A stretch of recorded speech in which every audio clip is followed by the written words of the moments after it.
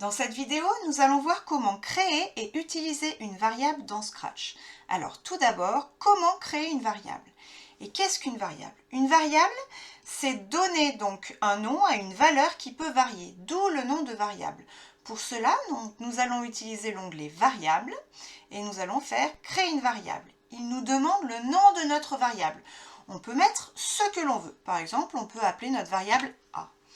Ensuite, il nous demande si on veut utiliser cette variable pour tous les lutins ou uniquement pour le lutin avec lequel on est. Or, généralement, on veut que notre variable elle soit utilisable par tous les lutins. Donc, je clique OK. Et je vois qu'ici apparaît une variable, donc la variable A que j'ai créée. Et puis, un certain nombre d'onglets. Donc, mettre ma variable à 0, ajouter 1 à ma variable, montrer ou cacher la variable. Donc le fait de montrer ou cacher la variable, c'est la voir ici sur l'écran. Donc je peux très bien enlever, cacher la variable et dans ce cas-là, je ne la verrai plus sur l'écran. Bon, ici, j'en ai pas besoin, donc je continue. Mettre A à 0, ça veut dire lui donner une première valeur au départ. On dit en général que l'on initialise notre variable. Et ensuite, pour la faire varier, je vais utiliser le deuxième onglet qui est ajouter 1 ou 2 ou 3 à ma variable A. Donc par exemple, je fais un exemple où je voudrais que le lutin me donne la table de 7 par exemple. Donc pour cela, je vais lui dire donc quand drapeau vert est cliqué, comme ceci. Je vais utiliser ma variable A. Je vais l'initialiser donc à 0, puisque la table de 7, 7 fois 0 est égale à 0.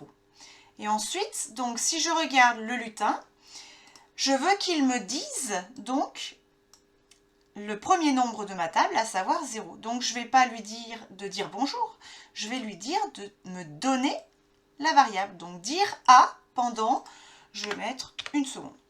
Et si j'active donc l'écran, hop, drapeau vert, et il me dit 0. Or, je n'ai pas pour l'instant la table de 7. Donc, c'est maintenant qu'il va falloir faire varier ma variable. Pour cela, je vais lui dire, donc, comme je veux la table de 7, tu vas ajouter 7 à ma variable A. Et ensuite, il va juste me dire 0 ici. Et puis, il va ajouter 7 à ma variable, mais je veux qu'il me répète donc la table, à savoir 7, 14, 21. Dans ce cas-là, je vais utiliser un bloc de contrôle et je vais lui dire de répéter indéfiniment le fait de dire A et d'ajouter 7. Je ne mets pas mettre A à 0 dans ma boucle puisque ma variable est initialisée qu'une seule fois au départ. Et c'est parti. Donc mon lutin va donc me donner ici la table de 7. 0, 7, 14, 21, etc. Alors, maintenant, dans un exemple plus intéressant, vous vous souvenez, on avait utilisé le jeu du casse-brique, qui était le suivant. Donc, je lance la partie, ma balle doit toucher les cœurs, et si les cœurs sont tous touchés, la partie était gagnée, et dès que la balle touche la bande violette, la partie s'arrêtait. Donc, je vais faire en sorte que ce jeu soit un peu plus intéressant en rajoutant un score. Pour cela, donc, je vais créer une variable que je vais appeler score. Hop. Mon score, au départ, il va être initialisé à 0. Donc, dans le script de la balle, par exemple, je peux dire qu'elle s'oriente à 45, qu'elle se place au centre du repère et que mon score en début de partie vaut 0. Je vois bien le score qui s'affiche en haut à gauche de mon écran. Et ensuite, chaque fois qu'un cœur est touché, il faut que mon score augmente de 1. Donc cette fois-ci, je vais aller sur le lutin cœur. Comme mon score est une variable qui est valable pour tous les lutins, quand je vais sur le lutin score, je peux encore l'utiliser. Et chaque fois que mon cœur touche la balle, il devait jouer le son pop, se cacher.